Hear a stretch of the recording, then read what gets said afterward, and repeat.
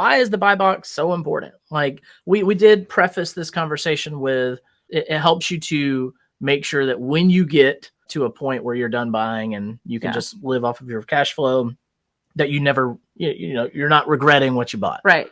Yeah. What's the quote? Begin with the end in mind. Yeah. And when you are financially free and you're building your dream life, what kind of houses do you want to have? And start buying them now. Yeah.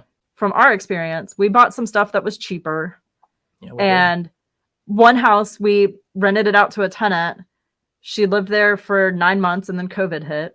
And then she struggled to pay. So we reduced the rent to where she could afford it. She moved in January of that year. And we limped along through COVID. So COVID kind of hit March, April. So that by December, we were like, you've paid basically enough to cover our mortgage. Please get out. We won't evict you, but just move out.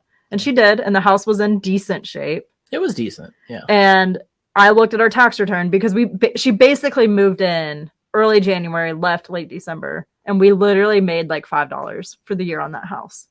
But you think about how much, oh my gosh, frustration trying to get her to pay rent was. There was a lot. It wasn't worth it. Yeah. Like we bought a house that attracted a certain kind of tenant.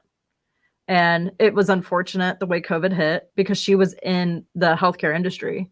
And every time she got sick, she was out of work. And they weren't paying. Yeah. She did the best she could. Yeah. And I have no ill feelings toward her. None at all. None at all at all. I mean, just know that when you buy houses, you're buying the tenant in essence. Yeah. And we've converted that house to co-living. It cash flows great. We love that house now. Yeah. But in the long run, yes, it put us where we are today. So I'm happy with that decision. But would it have made sense to buy something a little bit newer and in a different area of the town? Yeah.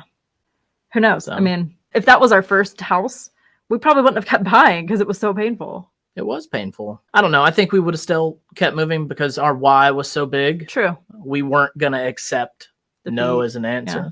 Our why was truly big enough. And if you don't know what we're talking about, the why was big enough. Go check out the first 10, 15 episodes. And the we book. talk and our book, The Pathfinders Journey. There's definitely a lot of content back there to tell you